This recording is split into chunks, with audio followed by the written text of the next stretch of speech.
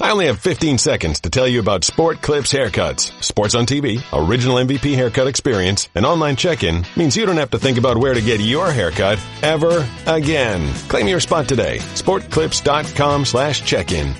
Golic and Wingo with you on a Tuesday morning. Hope your day's off to a great start. We are on ESPN Radio and ESPN News right now as Juan Martín Del Potro is playing his first-round match in the Australian Open on ESPN2. He's up a break and up 2-0. He's up a break in the third, and when that match is over, we will be back on ESPN2. We're presented by Progressive Insurance. All phone guests join us on the Shell Pennzoil Performance Line. Among the guests, Mike, we will have later on today Bill Polian, our ESPN NFL front office insider and a Hall of Famer in the Pro Football Hall of Fame. We'll talk about the latest coaching moves and the latest opening, Mike Mularkey, right. A week after being told he's our coach going forward. Apparently they meant for 6 days. Yeah, just for a short time. Yeah, well, technically they were right. They did go forward. They went forward. They just didn't say how forward they would go. For 1 week. Right. And now there's another head coaching opening in the NFL. Dave McMenamin will join us in the 8 o'clock hour to talk about what's going on with Cleveland as they've lost their fourth straight and looked like they had a chance. That was a last game. Night against Listen, the Warriors. that was a game. I mean, they outscored up by 7 at the break, and then they got outscored by 17 in the second half. But I mean, end of the third, into the fourth, it was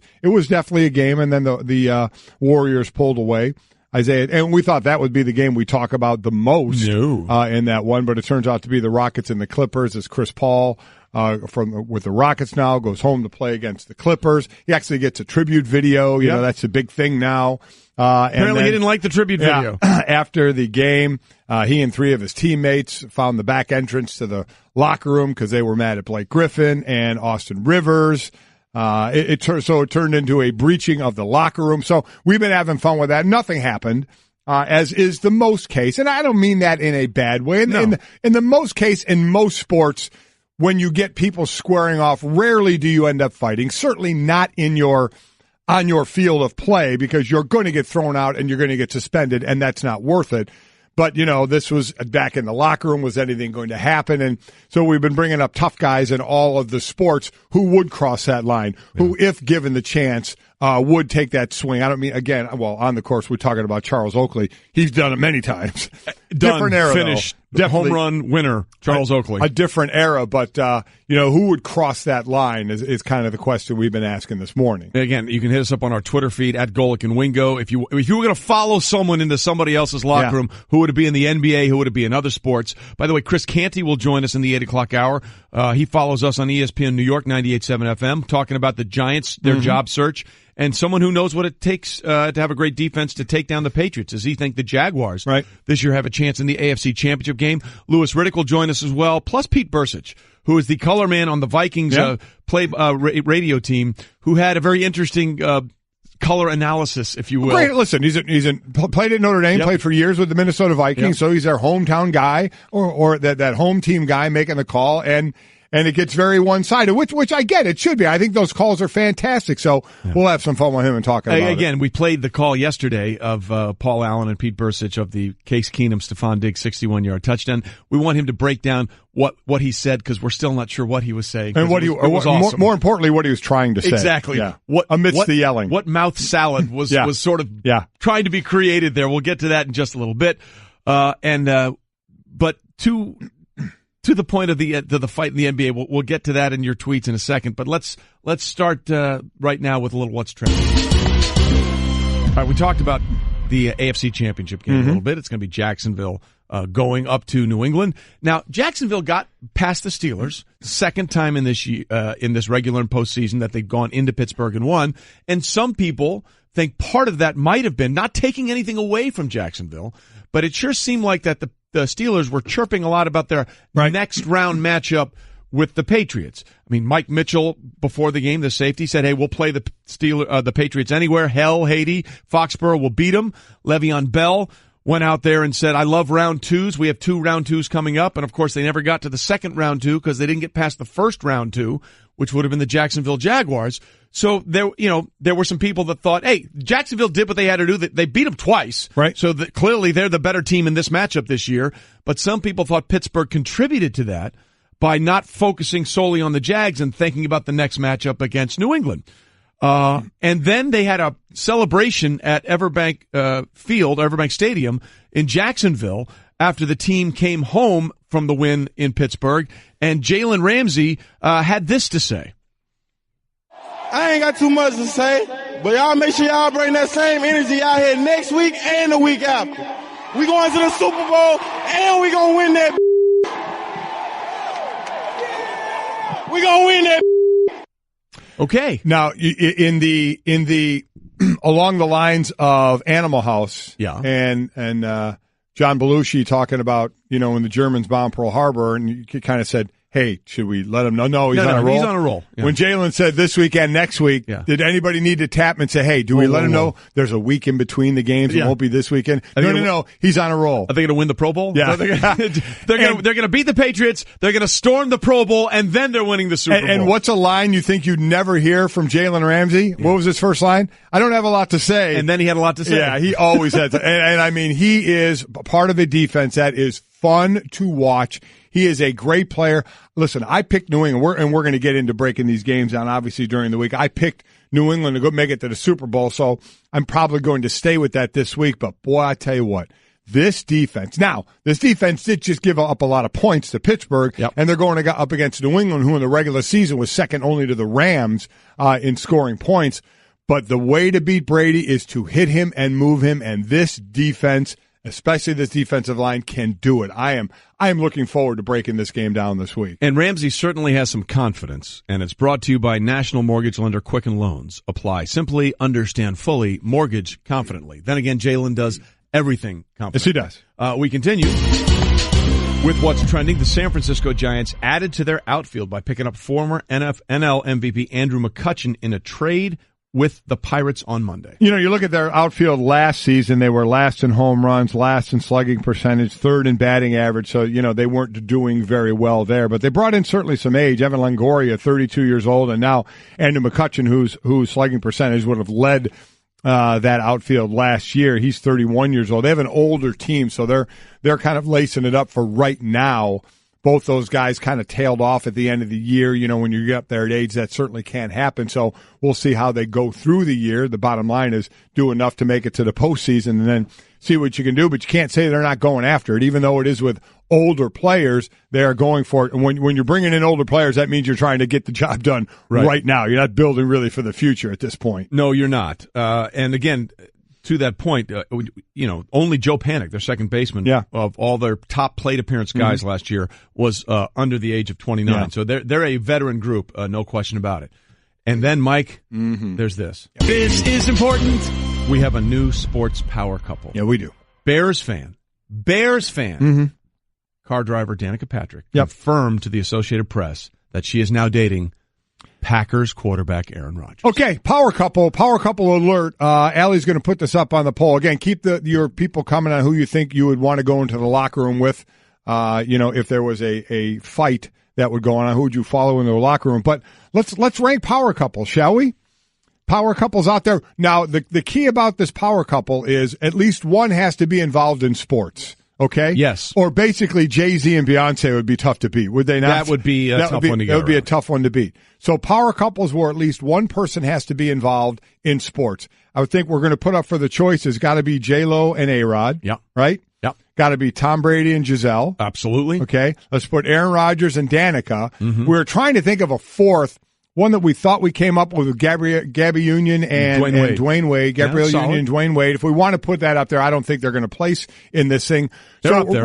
we're going to put those choices up for you. They're actually not in last place right now. Oh, they're not? Yeah. Okay. Or you can write in your own. I'd like to see who people think it would be a power couple that would be up to that grouping right now. But Danica Patrick, who's going away from driving, she's retiring from driving. She's going to, keep building that brand. And as you mentioned, Bears fan, though she said she would always root. She met Aaron Rodgers in the 2012 ESPYs. She's always liked him. ESPYs bringing people together. There you go. And she always rooted for him, but obviously not the Packers. Now she said, I'll probably root for the whole team. And then she said, no, take out probably. I will. So by dating, we got her to leave her team that she rooted for in the Chicago Bears. That what's the fandom there then? Right? Yeah. How deep is the fandom? How deep is the fandom there? Love of person beats love of team, I guess. I don't know. I know. That's a tough one. I bet there would be a lot of true fans who would say, can't do it. I agree. You can go ahead and date the guy. Yeah. Doesn't mean you have to stop rooting for your team. Yeah, you can say, hey, I wish you well, right. but this is my team forever and ever. By exactly the way, right. Just so people understand the rivalry, it's the oldest rivalry in the NFL, Packers-Bears.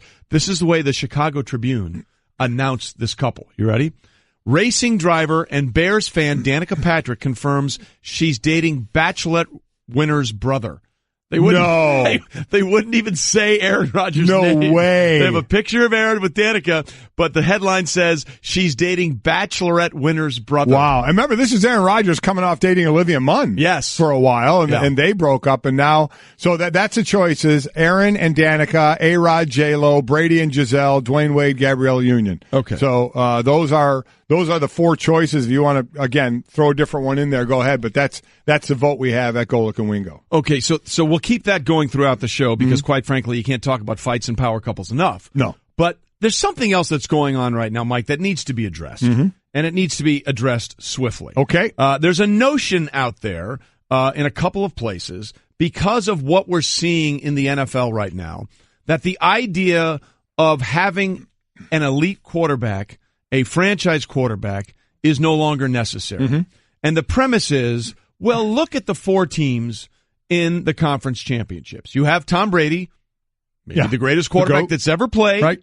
And then you have, well, Nick Foles is leading the Philadelphia Eagles. And Case Keenum has found some way with the Minnesota Vikings. And, of course, we have Blake Bortles there with the things that he has struggled with throughout his career. And the notion is that, hey, maybe now you don't need a franchise quarterback to be successful in the NFL. Here's what our friend Stephen A. Smith had to say in his radio show about this. What really made me sick to my stomach is the fact that Drew Brees is not going to be in the Super Bowl. Because, ladies and gentlemen, without him in the Super Bowl, you know what I have as a choice out of the NFC? Case Keenum or Nick Foles. Really? I mean, really? Why don't y'all just ask people to skip the Super Bowl?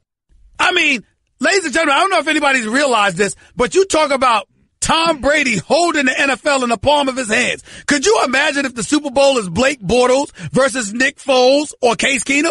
You talk about ratings plummeting. Not to mention the fact that Jacksonville's defense is elite. Philly's is damn near that way, and Minnesota's number one. So could you imagine what the Super Bowl we can anticipate for the Super Bowl? It might go down as the most boring Super Bowl in history.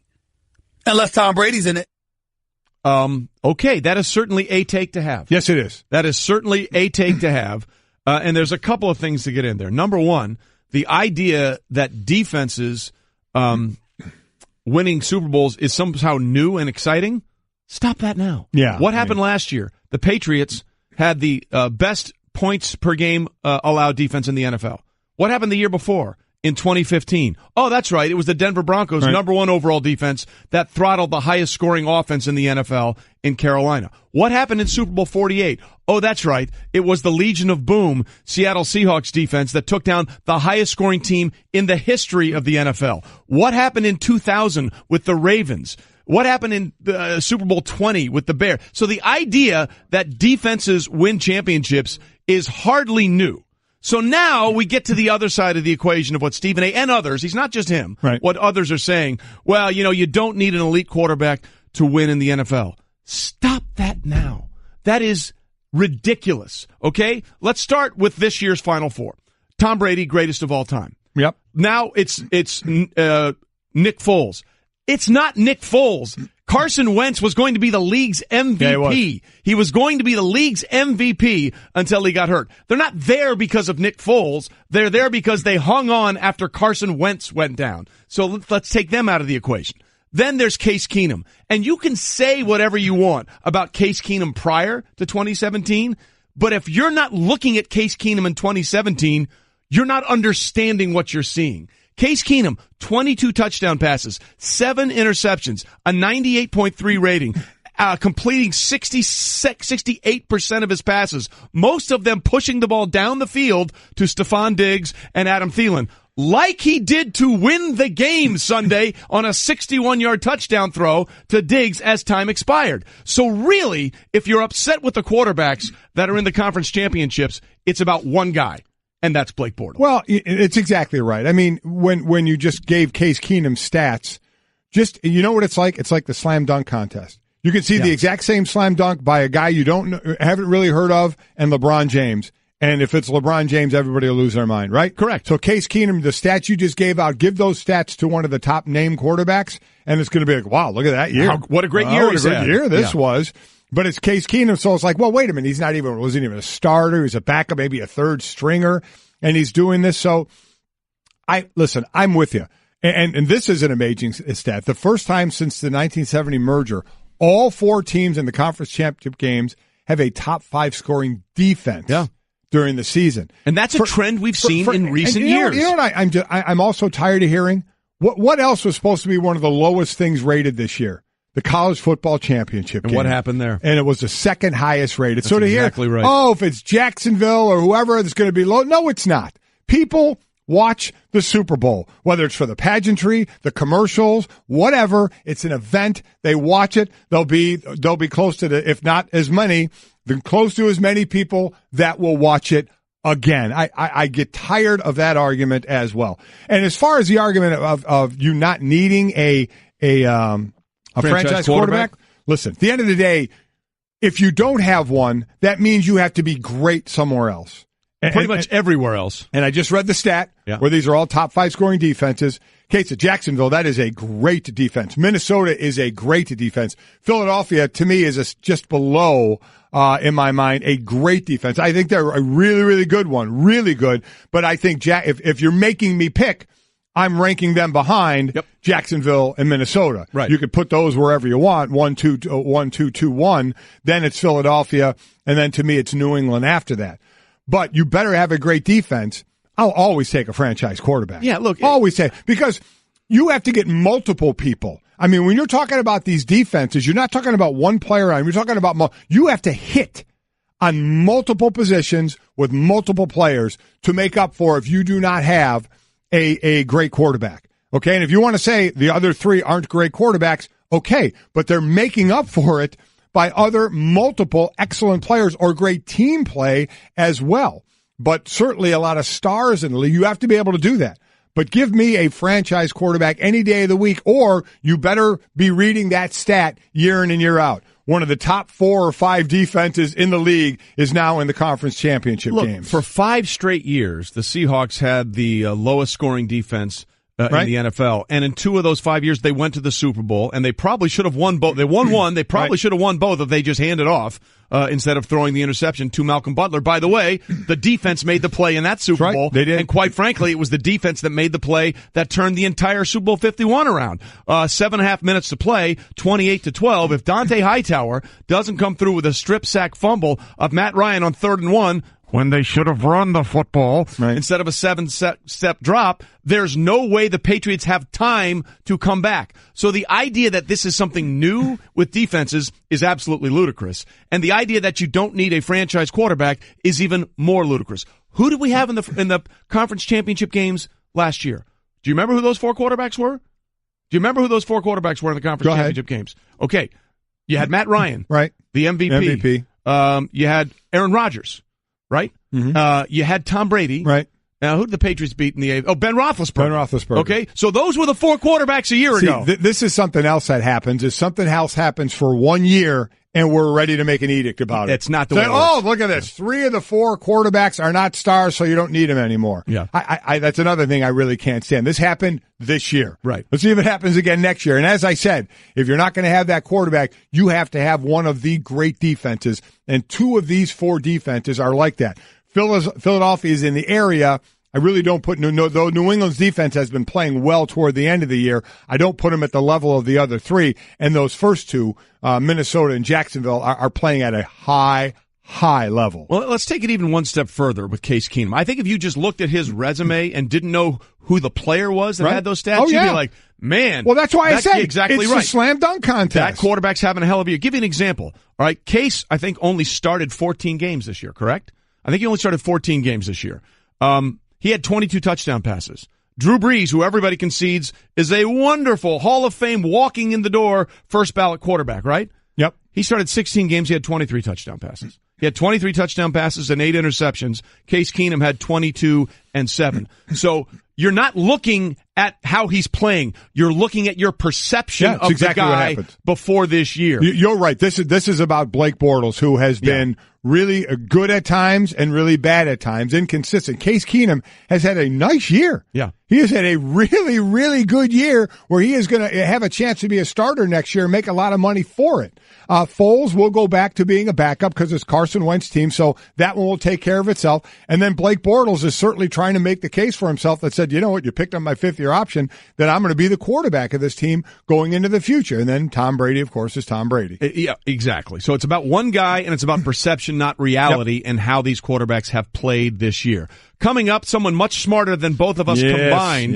Bill Polian, our commander-in-chief, the Hall of Famer, will help back up our point here. Attention shoppers, clean up on aisle 14. Clean up on aisle 14. Someone dropped a jar of pickles. Kosher pickles. Beatboxing at a big box store. Surprising. What's not surprising? How much you could save by switching to Geico. A red minivan has the lights on in the parking lot. Geico. 15 minutes could save you 15% or more. Geico. Golic and Wingo with you on ESPN Radio and now ESPN2. Thanks to the Juan Martín Del Potro match at the Australian Open concluding in 3 sets. Del Po moves on. Glad you're with us. We are presented by Progressive Insurance. All phone guests will join us via the Shell Pennzoil Performance line. However, whenever we get the Commander-in-Chief in studio, we are happy to have him. Bill Polian is here, our Pro Football Hall of Famer, 6-time NFL Executive of the Year, our NFL Insider, giving us the Straight Talk, brought to you by Straight Talk Wireless, best phones, best networks, no contracts. Okay, Bill, we spent the latter part of the last half hour trying to explain to people that this notion that you don't need a franchise quarterback based on this year's results to do well in the NFL is completely ridiculous. I'm assuming you feel the same way. I not only do I feel the same way, but the person who enunciated that should be put in stocks out here outside ESPN and made to sit in the snow for an entire day until he or she's brain clears up. No go. Need those quarterbacks, correct? Yes. Yeah. They help. Yeah.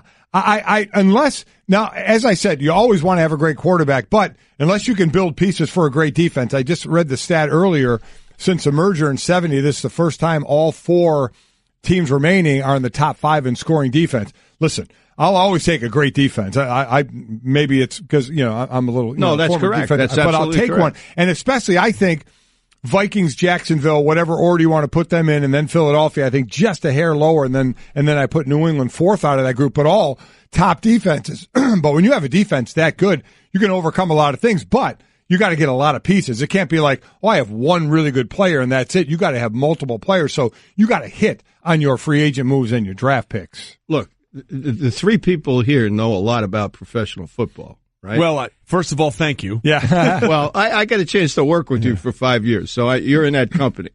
The bottom line is this: the oldest axiom in the game is a great defense and a great running game can take you to the playoffs. Right. The quarterback's got to take you the rest of the way, and in the end, that may be the way it works out. This is unfortunately for the league and unfortunately for the teams involved. This playoff season is kind of like, well, what it might have been, Right. Carson Wentz. Right. I did a little statistical study that Trey's familiar with. We did a lot of it on live over the past couple of years, and I did it at Thanksgiving time when it really it starts to count. As you know, that's down the stretch, away we go. And so the way I had them ranked was Philadelphia as a team. Philadelphia number 1 with Carson Wentz. Minnesota number 2 because Pat Shermer has done such a tremendous job with that offense, and Keenum is playing great. Mm-hmm. Then I had Pittsburgh and New England 3 and 4. 3 and 4 with Pittsburgh ahead because of their defense with Shazier. Well, what happens? Yeah, Shazier goes down, Wentz goes down. Right. It's Jacksonville doesn't have a quarterback who can carry the team. Right. As gutty as he is, and he is, he's a terrifically competitive kid and very tough. So, where does that leave you? New England's in the driver's seat. And in addition to that great game with Pittsburgh, which we did for ESPN National Radio, turned on, the home field advantage turned on that. And, of course, New England got it. So they're ahead of the game. And they still have Brady. So yeah, that helps. That helps. And it feels like the Steelers never got over that. They never got over that game down the stretch of the season. It seemed like that they kept talking about it week and week and week after that. Well, here's the axiom. Difference makers, when the teams are even, win games. It's a mirage. When you're playing a team that's not competitive with you, the difference makers don't make a difference because the whole is greater than the opponent. But when it's close, like it is with these 4 teams now, and with New Orleans, and they're a very good team. I think Atlanta was a very good team as well. Then the difference makers come to the fore. They're the ones that change the game. And you look at Jacksonville has Fournette, and the back end of that defense. That defense has 4 difference makers on it. Maybe 5. You could argue 5 if you take Miles Jack. Right. And that's a pretty good matchup against New England, by the way. Yes, it is. Minnesota has difference makers at every level. Philadelphia has difference makers at every level. You and I differ a little bit there. I think since Mills and Darby have come back, their defense has taken a jump. I'd have them even with Minnesota. Oh, you would? Okay. Yes, I would, because they both teams have depth on the defensive line, which you have to win. And listen, Fletcher Cox is just a man. Oh my God, he's the difference maker. Ridiculous. And you go to Philly, still that team aspect from the special teams that they have as well, and you still go list the injuries that they had during the season. I know everybody has injuries, but they had plenty. So you have their defense right up there as well. The talk a lot of Blake Bortles, and listen, every player he's the reason we're having this discussion. Every right? player on that team is backing him, and I get it as well. They should, and we know he's been inconsistent at times. I know they picked up his option as well. If you're that organization, Tom Coughlin, do you know already that he's going to still be your quarterback going forward, or have you starting to think that if we're going to, while this window is open for us with a great defense and a great running game, we may need to make a switch here? Or does it matter how far you go this year to determine that? Disclaimer here. My son's the personnel director there, Christopher. Okay. So, but I have not talked to him about it. And if you know Chris, he doesn't do a lot of talking either. Right. He's not talking to you about it. Right. No, he's not. So I have no inside information. My guess would be that they know which direction they're going in, and they're not going to be swayed necessarily by what happens in the playoffs. The fact that he's a gutsy, tough, hard-nosed guy who's overcome a heck of a lot really counts for something. But we'll find out this weekend whether or not he can make the plays in the toughest place to play in the AFC against the toughest defense to play against. Is that the right move to basically know right now? Because at the max, it's 2 more games left. I think they're 90% there. Okay. I think they're 90%. So because they picked up his option already. They did. They did that last spring. Exactly. From your look as a GM and a team, do you have that decision made? And for the most part, would you have the decision made and not let the last 2 games influence you? For the most part. Okay. For the most part. So then the question becomes, the way we saw Bortles throw against the Steelers was completely different than the way we saw him throw against Buffalo. Does it help him at all that I sometimes wonder if Blake feels a little more pressure to perform because of the things that he hasn't done at home as opposed to on the road? I mean, he looked like he was throwing the ball much freer in that win over the Pittsburgh Steelers. It felt like he was aiming it the entire time in that win over Buffalo. Well, I saw the preseason game here, which was the first preseason game in this past preseason, and he looked in that game in a brief series. Maybe I think he played 2 series. He looked exactly as he looked against Buffalo. That's the reason Doug benched him the following week. Right. So Doug Marrone, by the way, and his staff have done a phenomenal coaching job. As has the personnel departments, adding difference makers to that team. That's your protege, by the way, GM David Caldwell. That was your guy. That was your guy in Indy. But he looked against New England in the preseason the way he looked against Buffalo. And it's really a combination of 2 things. Number 1, I think the confidence to let it go, let it rip, and 2, the ability to put it on the guy in the right spot. and they don't have receivers, by the way, who help them a lot. Right. If we look at switching over to the coaching, Giants, Indy, Detroit, Tennessee, Arizona, all job openings, names like Matt Patricia, Josh McDaniels, Pat Shurmur, 3 of the names out there. And I'm just saying those 3 because they're still coaching right now. And maybe some others that are coaching are in the hopper for this. How difficult is it in your position of a team that's looking for a coach to now you have to wait? Now, I don't know what you can do behind the scenes, but you have to wait until next week if you want to do another interview or do things, I believe. You tell me if I'm wrong. No, that's correct. So how far are you getting really behind in this? What are you trying to accomplish until that happens? Are you losing work right now, or is it a time where you can afford to? No, I don't think you're losing work at all. To me, that's another one of those made-up theories that, you're falling behind. Because Nick said it after the championship game. We're 6 weeks behind in recruiting. Right. Well, we don't recruit in the National Football League, and the personnel department does most of the work. And the only time you fall a bit behind is that if you go to the Super Bowl, 2 teams do not send their staffs to the Senior Bowl. The Senior Bowl is when the coaches who've been coaching all year now get their first looks at the upcoming class of rookies. And the scouting department has done all the work before then, so they haven't lost any time. And so I think that's just a worry that doesn't exist. Real quick, do you think that the January 15th date to declare is the right date? Should that be moved at all? That's entirely up to the colleges. I was part of the group that originally negotiated it with the American Football Coaches Association. Right.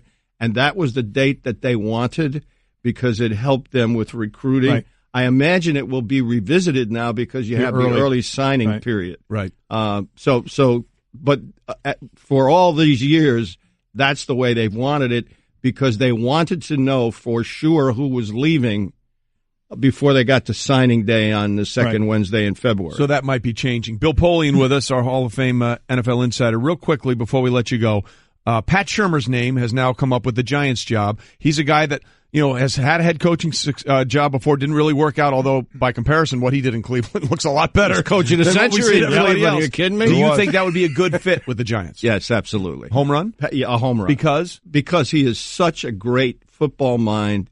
He is a very smart person. He's very even keel. I've known him for 25 years. He's very, very focused on making sure he gets the team to the game in the best possible way. And look what he's done with Minnesota. Mm-hmm. Last year, they did not have an offensive line. Their offensive line is great this year. It didn't exist. Rebuilt it, did a really nice job. And they not only, but they were competitive last year. Yeah. Look what he's done with Case Keenum. Yeah. The guy is a really, really good football coach. He's a good person. He's a great family man. He's been in that division because he was with the Eagles for a long, long time. You couldn't find a better guy. All right, Bill, we appreciate the knowledge, Thanks, as always. Thanks for being on our side about the franchise quarterback. Yeah. Although I kind of figured, considering who you had over the years, that's where you were going. I don't know how many people can't be. I like that. Bill Polian with us. All right, coming up, we put this off as long as we can. We're going to talk about Mike Golic's naked fight story. Yeah! All right, Golic and Wingo on ESPN Radio and ESPN2. We've been talking about this all morning. Yep. The pseudo fight, the locker breach between the Clippers and the Rockets last night where security had to get involved. Nothing actually happened, but there was a little kerfuffle, if you will. Kerfuffle. And it got us to talking about fights and who you would want to lead someone into someone else's locker room. In the NBA, I say the all-time undefeated champion would be Charles Oakley. Yes. Just YouTube Charles Oakley fights, and you'll see that he threw down with anybody, and he did not care. Didn't really need a big reason either. Just look at him the wrong way, and you might get some of his. But it got you to think about your playing days, and you have apparently an infamous naked fight story from your days with the Eagles. Yeah. Eagles, go at it. The training camp in Eagle, this is when it was at Westchester, a college, and small college, and we would, the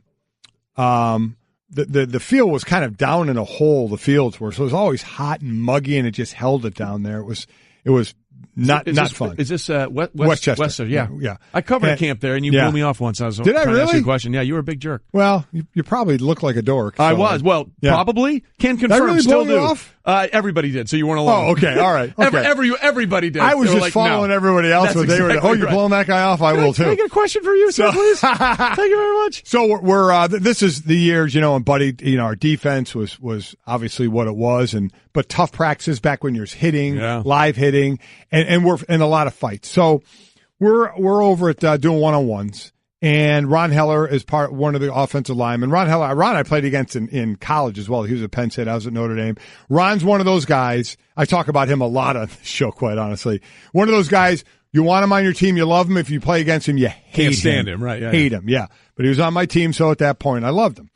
But one-on-ones, we're fighting. I mean, after every one-on-one, there's a fight. Everyone. Just a fight. I mean, and again, it's just the O lineman and D lineman. So a fight breaks out, every D lineman jumps in, every O lineman jumps in, and they break it up and you start it again. You're going one-on-one and you're just waiting for it, right? I mean, it's ugly. It's hot. Nobody's enjoying. I mean, we're just battling. Then you go to team. We go to 2-minute drill, I think it was that day, but it was live. I mean, this is back again when you're live at practice. And you hit people. So it's 2-minute drill and it's live. So the same stuff is going on. And there is just talk going on, pushing, shoving, punching, anything. All that is going on. And the practice ends and there is just bad blood brewing. Just absolutely brewing. And as practice finishes, as a D-line, we stayed out and we hit some bags a little extra. We kind of hung out as a group. And when you go in, so we left the field and it was still bad. So everybody else was in and we were out there working as D-linemen. And when we came in the locker room there in Westchester, where you walked by in your full uniform right past the showers before you got to the lockers. So we all came in together, in mass together, right, in our full pads, helmets, the whole deal, walking in onto the concrete that is right by the shower. And we're walking, and the main culprits in this were Jerome on defense and Heller on offense. Okay. Really the main culprits. So we're all walking in, we're all cleated up and in our uniform, and right as we're going by the shower, out walks Ron Heller from the shower. So he's obviously naked. Yes. Okay? One would tend to be naked when you're showering. So Heller comes out of the shower. We all stop. Heller looks at Jerome. Jerome looks at Heller. And Heller tried to say... on? No, Heller tried to say, listen, Jerome, it's on the field. Forget it. And Jerome hit him with some of the great expletives of, no, it's not over. Bleepity bleep you. So he did that. And at this point, other naked old linemen are coming out of the shower. So literally, it's the Sharks and the Jets. We're standing there in pads. They're standing there nude. Yeah. Heller tries to end it. Jerome says, hell no.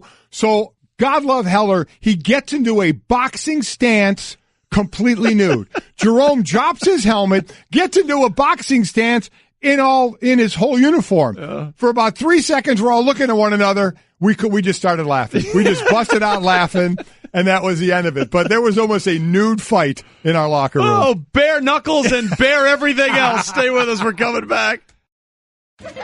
Hey there, I'm a glue stick, so I have one job. I glue kid stuff. So sorry for being jealous of Geico, who does a ton more, like give you 24/7 access to thousands of licensed agents. And Geico has been around for over 75 years and has a 97% customer satisfaction rating. While I've just got mediocre adhesive skills, Geico also has an award-winning mobile app. Uh-oh, arts and crafts time. No eating the glue stick. Miss Lydia! Geico. Expect great savings and a whole lot more.